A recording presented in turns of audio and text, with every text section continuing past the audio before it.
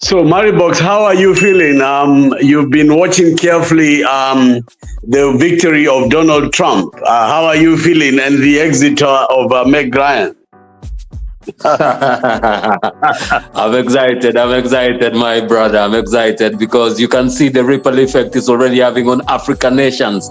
Already we are hearing Meg is going, and we are hearing a lot of things. I think people had underestimated the Trump effect on Africa, but already we can see even the Nabi is becoming fidgety. And I think even this Adani deal is not going to go through because I don't think the world leaders want to tempt Trump into action on African issues right now, because I'm seeing he's really putting his foot down even before he's taken office. So I really like it. I think I was skeptical because I thought Kamala would have been a better choice, but I think the American people this time showed us that they understand their politics more than we do. And I appreciate the Trump man, and I feel that it's going to be a positive effect. I've heard Russia is already saying that they're ready to talk to Ukraine.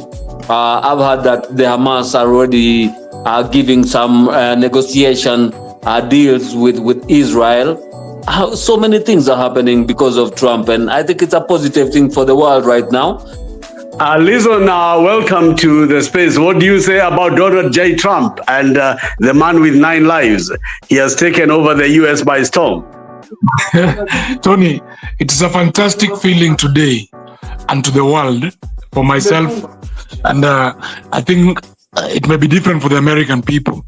But I think what the Trump administration is going to do is probably going to shake the waves and against the regime that we have now.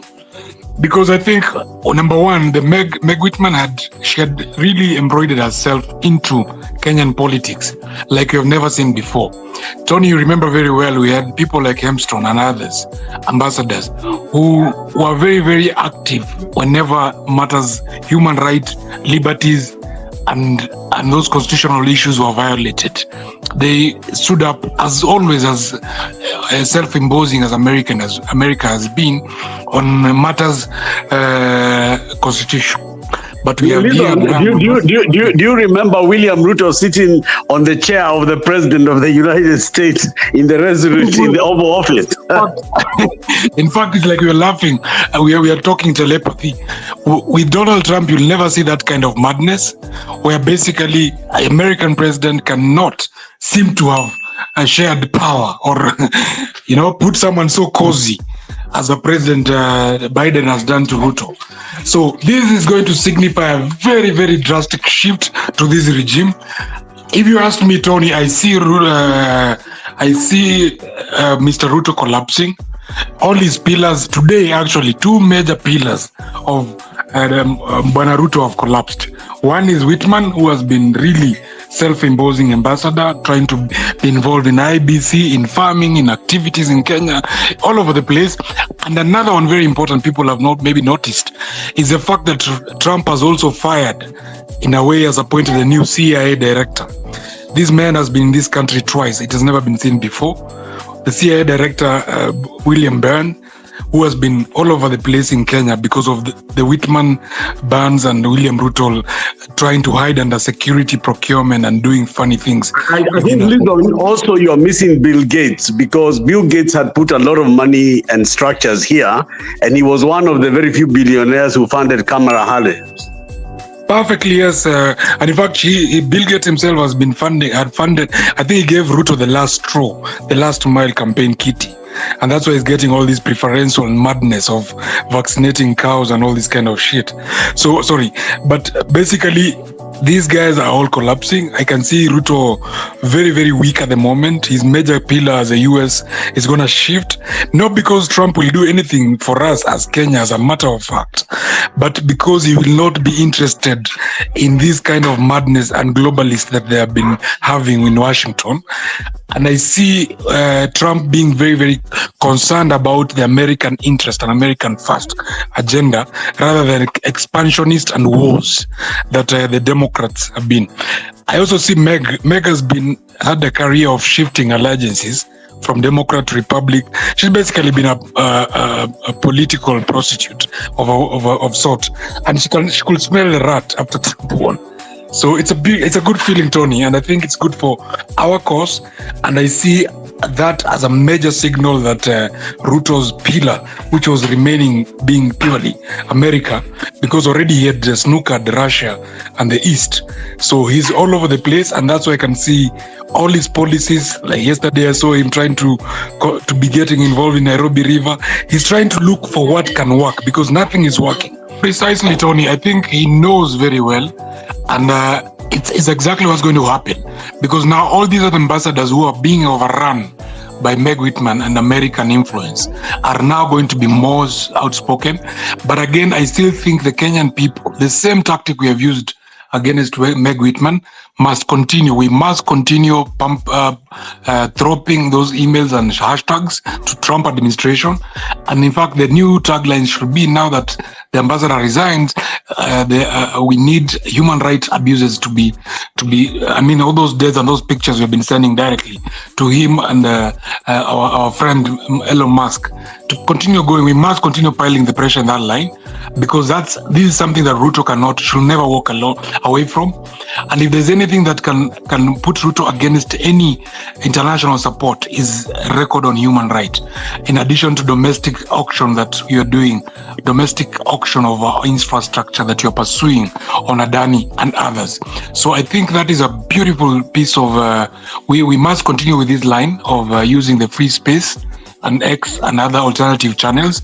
And I'm happy, Tony, now you've become a master in this kind of thing, because we need to help and guide all our young people who can be able to achieve some justice because of what has happened and what has not been seen in the international space, which has been hidden by the former ambassador of US by way of protecting probably even the ICC and other human rights abusers. And I can see thank you. Now, I wanted to give a small brief what happened on the Adani matter as we proceed with the evening. A lot of Kenyans, and thank you to all Kenyans everywhere, I think we are going to win this war. I'm 100% sure we are going to win this war. On the 11th of November, Kenyans all over X space, many of them also appeared physically in the Milimani courts in order to hear the case against the Adani takeover of the Jomo Kenyatta International Airport. On the day just before the court was to begin, the judge sent a message to the court that he was not available and will be available on the 27th of November. I mean, it was an amazing shock that the judge on the 11th hour was all of a sudden not available. The other case that was to be heard the same day of the Law Society of Kenya by a empaneled bench of 3 judges was also moved to the 17th of December. And again, it was moved, very quickly without any hearing going on. And there seems to be a lot of pressure on these cases, so much pressure that people are trying to kick the can down the road. But what happened was that by the time we were leaving the court on the 11th of November, the conservatory orders that were being enjoyed by the LSK were still maintained up to the 17th of December. But today morning, I got a call, and I'm very excited to report to the country that the eminent lawyer, Fred Ngatia, representing the workers of the airport, the Kenya Aviation Workers Union, proceeded to the High Court as we had agreed in our strategy. I'd explained this to Maribox about 2 months ago. We have a wide strategy.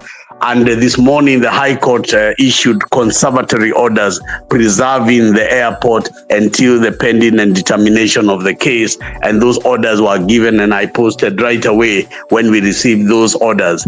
And so the workers are part of my case, the Tony Gachoka case. The workers, the Kenya Airports Workers Union are part of the case, and we shall all be in the court on the 27th of November when we shall consolidate the cases that are now before the High Court, particularly this one of today, which has won conservatory orders and which is a case of which we are party. and the workers are party. And therefore, those orders given to the workers are orders given to Tony Gachoka. Those are orders that we share and enjoy with the workers. So I want to confirm, I want to announce, I want to celebrate with all of you here that I can tell you without an iota of a doubt, not relying on the LSK order, but relying on our own case, that we have conservatory orders and those orders are there and the airport is safe pending the hearing and determination of the case. And this is a very good indication because the workers having entered in the forefront of this thing are also like me as a petitioner fighting for the same thing. And that is a war that is too heavy for the Kenya Airports Authority to win against us. And I think I would rather be us than them. We are in a very good place and the orders are intact. But by the way, Jeffrey, you had raised the issue about the 27th. I remember who was coordinating with KOT, because we need the same pressure we had on the 11th of November on the 27th. Jeffrey, that I think there was a big push by everybody on that issue, if you remember. And Lizon, you also remember that there was a major push for 11 of 11. We must have that momentum for the 27th. I don't know if any of you have anything to say about that. Yes, Tony, we had KOT had held a space. Immediately we got this news of Meg Whitman, and we encouraged him. He was feeling a bit low that the numbers on 11-11 were not as good as we were hoping. But I encourage all Kenyans that please, let's shore up. I know on 11-11 Monday there was a bit of rain, but on this 27th and the other days to come, guys, don't lose hope. In fact, this is a better time to be on the street than earlier before, because all the pillars of these rogue regimes are coming down, and the abductions and murders are going to be a thing of the past. Put your cameras on and be strong.